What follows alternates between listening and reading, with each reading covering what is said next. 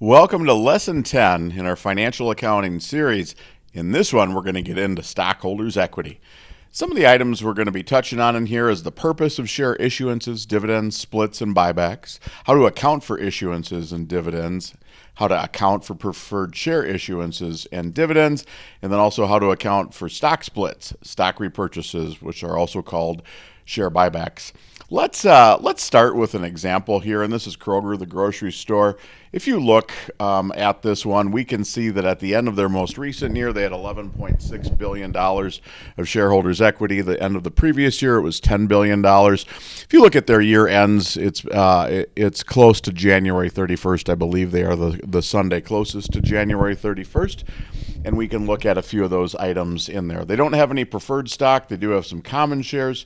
$1.9 billion, additional paid-in capital of $3.9 billion.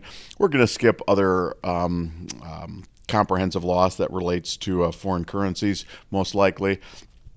Accumulated earnings, retained earnings not paid out as a dividend of $26.9 billion, and then common shares in treasury. That's kind of a new account that we haven't talked a lot about in this series so far, $20.6 billion. So if we look at the 11.6 and the billion and the 10 billion, we have a whole statement that gets into more details about those changes. So again, up top we've got 10 billion, and here's our same 11.6, and they give you more details of why things change. So common stock didn't change at all. Additional paid-in capital, the columns in between there didn't change a whole lot.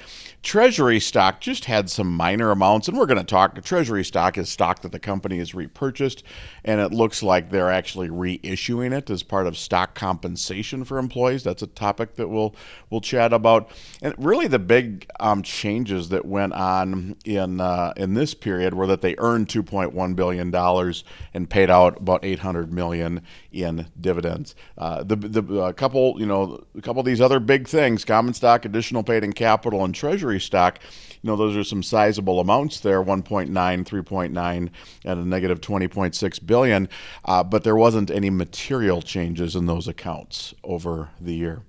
Now, if we look at Yahoo Finance, the market cap of Kroger, $37.4 billion. That's their shares outstanding multiplied by the share price. And they have 720 million shares outstanding. And on each day, they trade about 5.5 million shares. That's how many of those change hands. So that would actually be less than 1% of their total shares outstanding, but it's still 5 million shares that change hand on average each day. Well, issuing equity versus debt from a company perspective, back in the two preceding chapters where we were talking about liabilities and bonds, it was more about issuing debt. But advantages of issuing equity, it's not as risky. If you don't have any debt, you can't go bankrupt. Okay, it keeps cash flows higher because you don't have to pay dividends the way that you do have to pay interest and principal when you have debt amounts. Dividends, you never have to pay them. You may attract more investors by issuing equity, people who are interested in investing in equities and not just debt. The disadvantages is you do give up some control. Issuances can be a costly process as well when you partner with investment banks to go through that registration. And then equity investors want higher returns than lenders. And as a result, you give up some residual profits. When we're talking higher returns, generally stock investors are going to want, let's just say, 8 to 12% returns per year. Whereas we looked at bondholders in the previous lesson, we're looking for maybe more in that 4 to 6% per year. Now, from an investor's perspective, instead of the company's perspective, the last slide again was company, this is the individual investor. They can now vote if you have some equity. You could influence management or maybe appoint someone to the board of directors. You would receive dividends, and you would actually get residual earnings that have high returns. If you have debt, your fixed return is whatever interest rate you have. Now, a disadvantage, dividend payments are not legally required, so there's no guarantee you're going to get anything. If the company goes bankrupt, the shareholders get nothing. And if you only own a small part of the company, you can't make management decisions. And, as we think of that dividend payments are not legally required, Yeah. So if the company's not paying dividends and if the share price is going down, at that point in time, you're potentially just losing on your investment. Now, definitions. Authorized shares, those are the number of shares a company may legally issue. Issued shares, it's the shares that the company has issued. Treasury shares are shares that the corporation has issued and then repurchased. And outstanding shares is basically issued shares minus treasury shares. Authorized shares, that's just something in the corporate formation documents that's the max amount of shares they could issue as approved by the board of directors. That one is not a super interesting metric, but issued shares and treasury shares, and then the difference between those two is outstanding shares. That is a very important that way. Issued minus treasury is outstanding. So review question 1. What's the name given to shares a company has issued but then repurchased? Got our 4 definitions from the previous slide. Do you think you could get this one? It's not authorized. That's what they can legally issue. It's not issued. Those are shares that the company has issued. It's not outstanding. That's issued and not repurchased. When we're talking about repurchased shares, that's another phrase we kind of give to treasury shares, sometimes referred to as a stock buyback. Now, let's dig into details about how to account for common share issuances and dividends. And the common share issuances, we've certainly have covered this one a little bit before, but we'll go into more details. So it's first done in an initial public offering when they issue shares to the public. A corporation normally starts up privately and might just issue shares to its one owner or few owners. But the first time it's going to go through a big issuance is to the public is an initial public offering. If the company again issues shares to the public, then it's called a seasoned offering. You can only have one initial public offering. You could never have it again. You could have as many seasoned offerings as you want. Now, after the shares are issued, they're traded in established markets. So the only time that the company is going to get cash related to its shares is when it issues them. Either through an IPO or a seasoned offering. All the shares that we see traded hands and that we track on the stock market, those are profits and investments made by individual investors. And when I say individual, that could just be people, that could be mutual funds or endowments or different groups, but it's not the company itself who is receiving that cash. So if a company raises $1,000 by issuing 100 shares at $10 a piece, and the price quickly jumps to $50 per share, then the individual investors will enjoy that $40 gain. The company won't get any of that. So oftentimes in an initial public offering, the company tries to figure out how much they can issue their stock for in order to maximize the amount of cash that will come into the company. They can't do it too high or not enough people will participate in that IPO and then it falls apart and they don't get any money. Well, when a company issues shares, the journal entry is a debit to cash, which is the cash received. It's a credit to common stock and a credit to additional paid-in capital. Common stock is the par value. So when we think par value, it's the legally amounted stated, the amount legally stated in the company's charter. Shares can't be issued for any less than that amount, and then additional paid-in capital is the difference. If the charter does not have a par value, the entire amount goes into common stock, and additional paid-in capital is not used. I don't like or I don't find interesting the distinction in common stock and additional paid-in capital.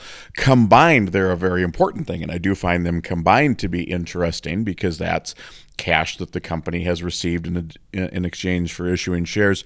But par value is normally something like a penny per share or a fraction of a penny per share. It's just I don't want to say it's completely meaningless, but it's something that doesn't represent how much the company got in cash for the shares. So I prefer to look at those two accounts combined, and we sometimes just call that contributed capital. That's a very interesting number. So Lyft sold 32.5 million shares of its common stock to the public at an offering price of $72 per share, which totaled up to be $2.3 billion. And let's assume that the par value was a penny a share, their debit would have gone to cash. So the in that situation of the full $2.3 billion. Now the par value was the 32.5 million shares at a penny a piece, and then the additional paid in capital went to the difference. So it's like a penny per share was the common stock, the legal minimum amount that they could that they had to issue the shares for. The other $71.99 per share went to additional paid in capital. So that's how you account for it. And most companies, you will see something that looks like this. The common stock is really small compared to the additional paid in capital. Kroger actually had amounts that were fairly similar, and that would have been more rare. Well, common stock dividends. So companies pay dividends to provide returns to shareholders, and they might not even have any other use to cash. And if you don't have any use for the cash, you're kind of like, okay, we've done all the investments that we want to do. We don't have any other companies to acquire. Maybe we don't want to pay down any more debt. We better give it back to our shareholders other than just sit on the cash in the bank, right? And give it to shareholders either through dividends, and that's been historically the more common one, or share buybacks. So it increases investor confidence.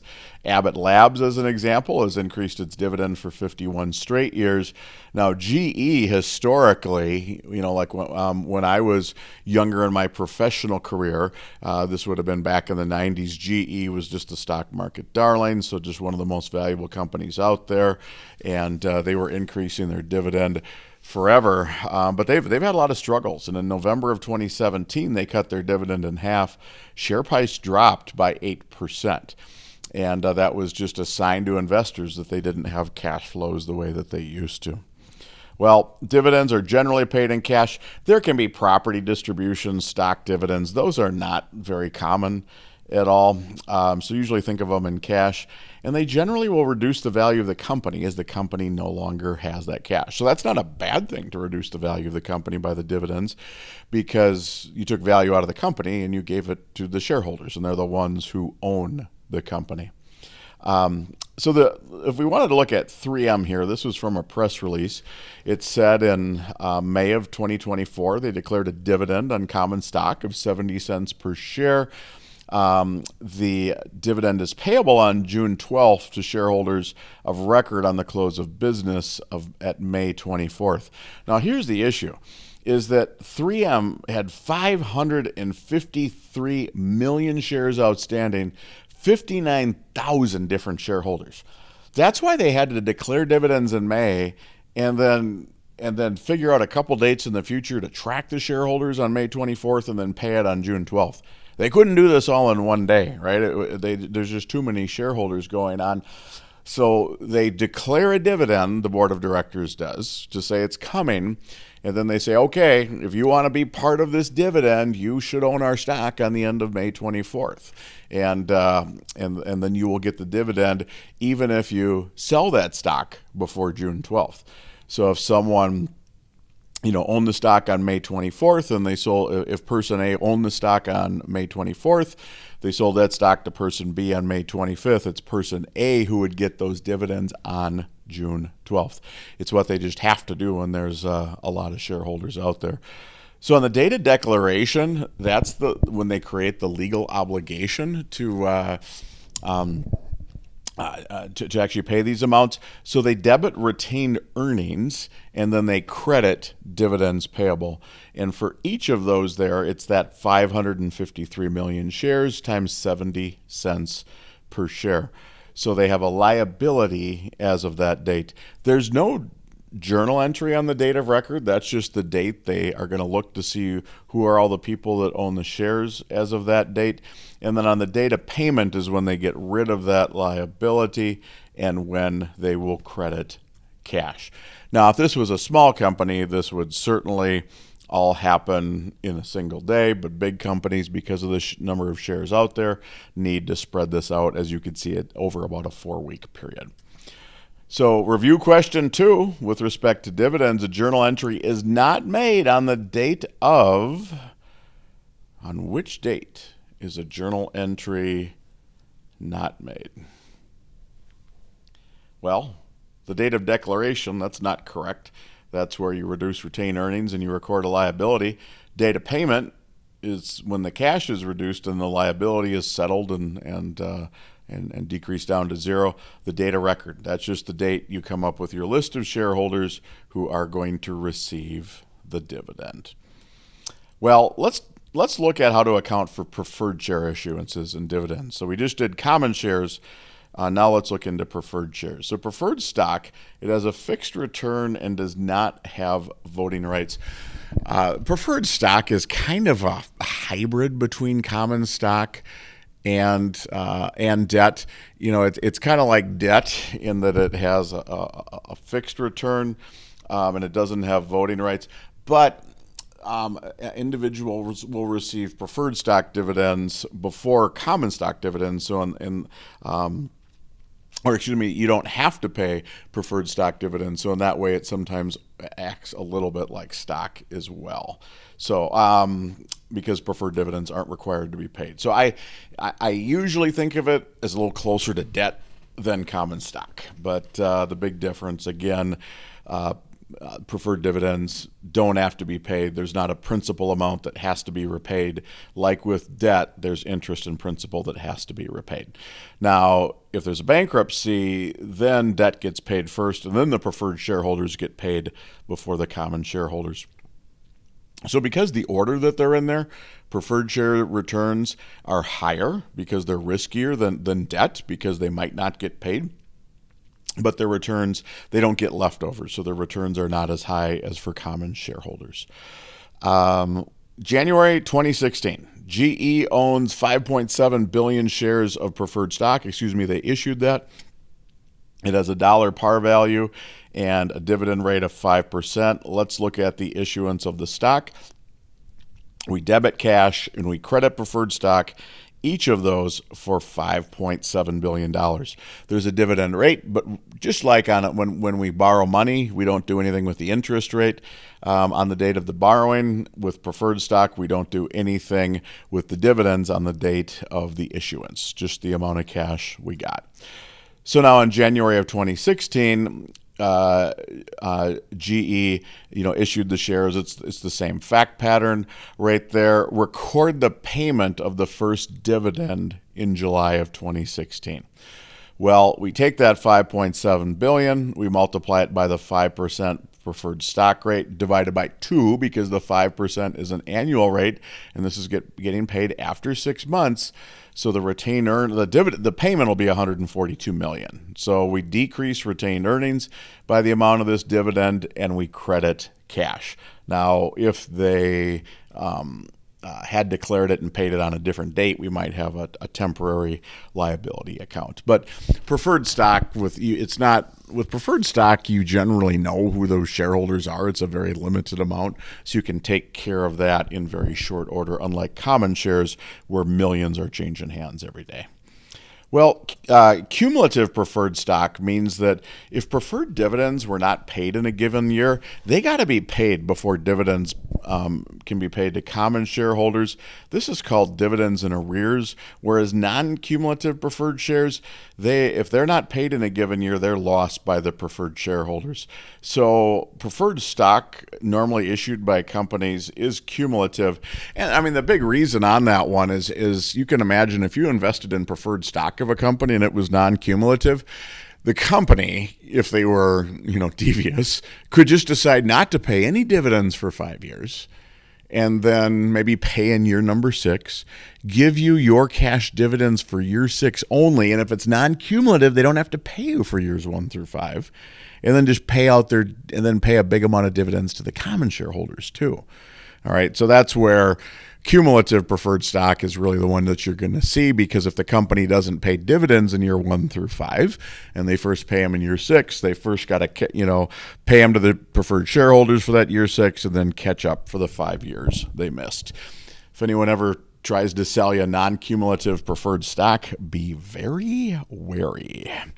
So a dividends example with respect to preferred stock here. So let's say that a company wishes to pay $1,000 of dividends in 2024. Dividends to preferred shareholders are $100 per year, so we've already gone through that calculation, but they weren't paid in 2022 or 2023. What amount of dividends will be paid to preferred versus common shareholders if the preferred shares are cumulative versus non-cumulative?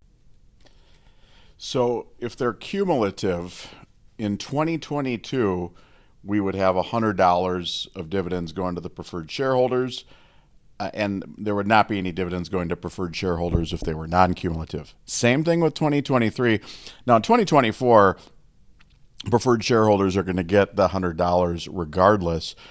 So the total dividends going to preferred shareholders are $300 if it's cumulative, $100 for non-cumulative. Total dividends of $1,000. If they're cumulative, the common shareholders would get the $700. Non-cumulative would get $900. And that's again why you would normally see cumulative preferred stock. So the third review question here, if a company has 10 grand of 8% cumulative preferred stock and 1 year of dividends was in arrears, if it pays out 2 grand of dividends, what amount do common shareholders receive? Okay, so what do you think? The preferred dividends are $800 a year. 10 grand times 8%. 1 year in arrears. 2 grand of total dividends going to all shareholders. What amount do common shareholders receive? It's not zero. Okay, preferred shareholders don't get all 2 grand. It's not $1,200. That would have been correct if it's non-cumulative. It's not 2 grand. The preferred shareholders will get their share first. The common shareholders will get $400.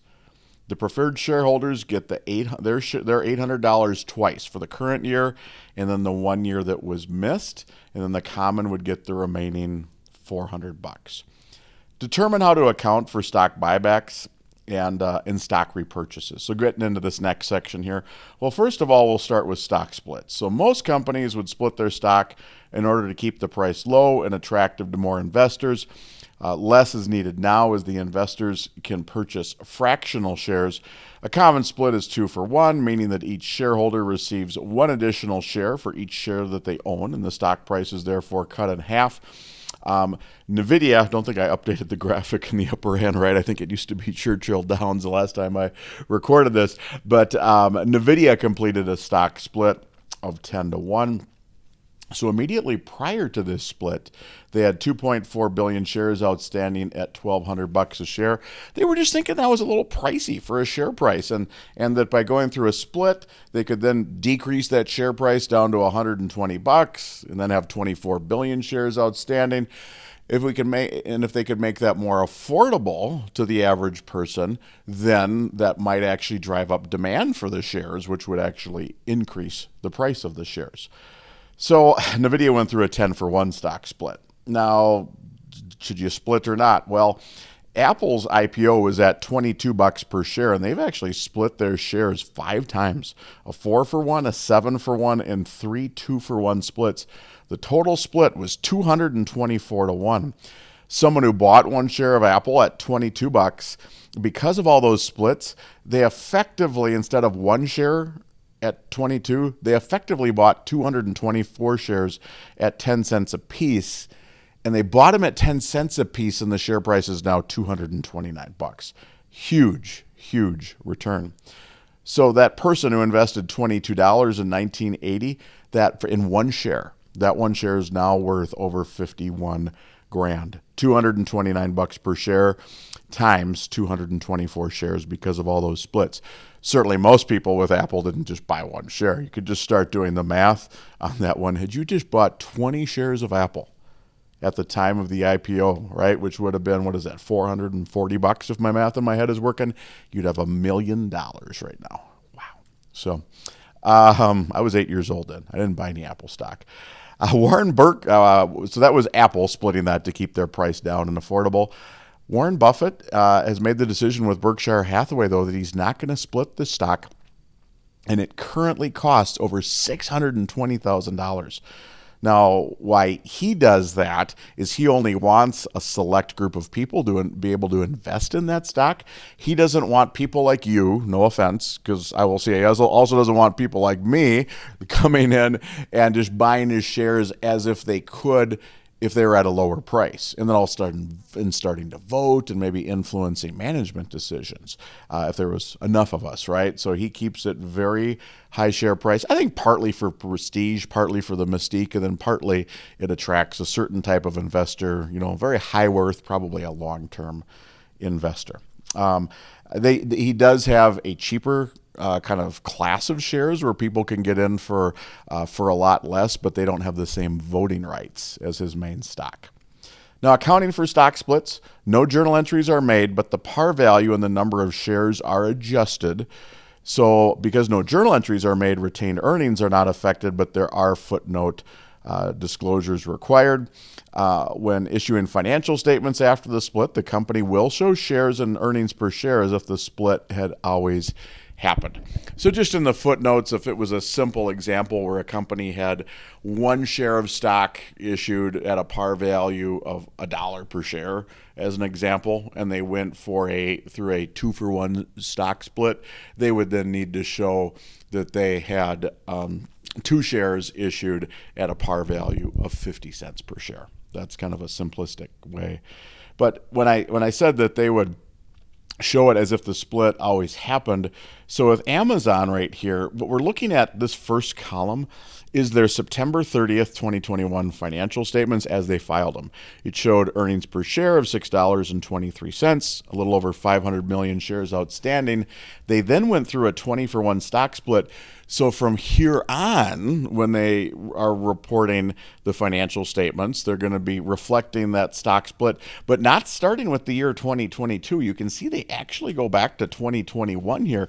So it's the same year. In this column, what I just highlighted as the other column that I highlighted off to the left, right? It's the same net sales of 110 billion, net income of 3 billion, but the earnings per share are shown in the 22 financial statements as if the split had happened. So they're down to 31 cents and 10 billion shares. Well, treasury stock and stock buybacks, last item here. When a company generates free cash flows, it has many options. And when we think of free cash flows, kind of just means cash flows from its operations, and perhaps they've spent a normal amount on upgrading and updating their property, plant, and equipment. They could do additional capital expenditures. They could expand even more rapidly. They could build some manufacturing plants, make some big abnormal investments. We refer to that as organic growth. They can pay dividends. They could do acquisitions of other companies. They could pay down debt. They could invest in government bonds. They could invest in corporate bonds. If they've looked at all of those type of options and they still are like, we still have cash and we have nothing to spend it on, and maybe our dividends, we just have slightly increased those. What do we do with all this extra cash? Well, they oftentimes will do a share buyback. Apple has repurchased over the last 5 years over $500 billion worth of their shares. Well, many companies do this because it can make the remaining shares more valuable, and also to some extent, and we saw this with Kroger right at the beginning, they issued shares to management out of their treasury stock. All right, there's some very small share issuances. It was probably like to the CEO and CFO and other key executives. So let's say a company had $100 of operating assets, which generated a return of 15%, and they had $100 of cash, which was generating returns of 1%. And let's say they had 10 shares outstanding. Well, this company, and I'm trying to show the benefit of a share buyback here. They would have $15 of operating income, $100 of operating assets at 15%. $1 of interest income, $100 of cash at 1%. So they would have $16 of total income, 10 shares outstanding, $1.60 of earnings per share. But let's just say that this company could repurchase 2 of the shares for the $100 of cash. Basically that the shares were worth $50 a piece. And I'm just kind of inventing that fact here. The earnings per share would then be as follows. They would no longer take that $100 and invest it at interest at 1%. So they would only have $15 of operating income, but they would now only have 8 shares because they took the $100 and instead of earning $1 of interest income, they bought back 2 shares. So now they have 15 of operating income, only 8 shares. Earnings per share shoots up to $1.87. Now, that's probably an exaggerated example. That they probably couldn't actually buy 2 shares for that $100 if I went through some hardcore finance techniques now, but it's just meaning to show how they would increase some value. Now, accounting for treasury stock, when they buy it back, they debit treasury stock and they credit cash. And then when they reissue it to the public, and treasury stock is a contra shareholder equity. That's why we saw with Kroger that it was a negative in the very beginning of these slides. So when they issue it back, they debit cash because then they get cash. So sometimes they buy it, right, and they don't have the cash, and now they issue it back to the public. They debit the cash. They credit treasury stock for the same amount at which it was repurchased, and then you can't have a gain or loss on the sale of your own stock. So then you use the additional paid-in capital account, and if you credit it, it was kind of like it was a gain, but you can't record gain. You credit it. And then if you sold it back to the public at a lower price than you repurchased it for, it kind of sounds like a loss, but you can't have a loss. You debit the cash and you debit additional paid-in capital instead of a loss, credit treasury stock for the same amount that you repurchased it for. Well, if a company repurchases 100 shares from the public at $30 per share and then later resells 30 of those shares for $40 a share and the other 70 for $25 a share, here is going to be the accounting for that. The initial purchase, 100 times 30, contra shareholder equity account treasury stock, $3,000, and they don't have that $3,000 of cash. Now they're going to turn around and resell 30 shares to the public at $40 per share. They get $1,200 of cash. The treasury stock is the 30 shares they're reselling at the $30 they repurchased it for. So that second 30 there, that's right here what they repurchased it for. Okay, right there. That's where this second 30 is coming here. And then the difference is they basically had repurchased it for 30. They sold it for 40. They kind of had a gain of $10 per share on their own stock. You don't credit gain with your own stock. You would if it was stock in a different company, but not your own stock. You credit additional paid-in capital. And then the 70 shares that you resell at $25, remember we bought these for 30, so we kind of lost $5 per share. We debit the cash. And then instead of debiting a loss, we debit additional paid-in capital for, it's basically that $5 difference per share that we repurchased it for and sold it for times the 70 shares that we just resold to the public. And the treasury stock then is the 70 shares we reissued at the $30 we repurchased them for. There's a lot of terms and a lot going on there, but with a little practice, this one I think can get pretty straightforward. It's just you always have to remember. I think the most common errors I would see people make is they would put a gain or loss in there, or they would just forget about that additional paid-in capital account, and then they would just debit cash and credit treasury stock for the same amount. They would credit treasury stock for the same amount of the cash. You can't do that because then you could end up in a situation where you wouldn't have any treasury stock because maybe you resell it all or reissue it all. You don't have any, but you actually have a balance in that account because it was bought and sold at different prices.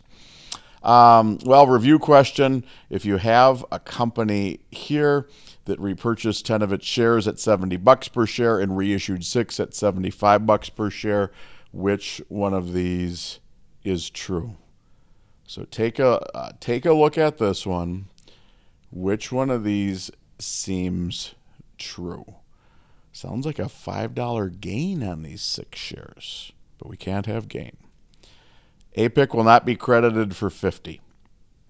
That would have been the case if all 10 shares were reissued at 75. APIC's not debited for 30. That's if they would have resold it at 65. APIC will not be affected. That's incorrect. APIC will be credited for 30. We bought it back for 70, reissued for 75, $5 of more per share. I do kind of sometimes use that word gain. They had kind of a $5 gain per share times 6 shares. That's the $30. So it's kind of like they had a gain. You just you don't record it at a gain. But I think about it that way. But I just have to make sure I don't use gain or loss in my debits and credits. Well, we made it through the chapter, the lesson here. Companies, they'll often issue equity instead of debt. There's more risk to the company because they can go bankrupt, but there's more risk to the company. There's less risk. To the investor, there's more risk because the shares could go worthless, but there's more reward because they have unlimited upside. As we saw if someone bought shares in Apple. The most popular form is common stock, and companies are not required to pay dividends on it. Preferred stock is kind of a hybrid between debt and common shares. Companies with excess cash, they can repurchase previously issued shares for two main reasons: return cash to investors and increase earnings per share for remaining investors. That's what we got. We'll see you next time.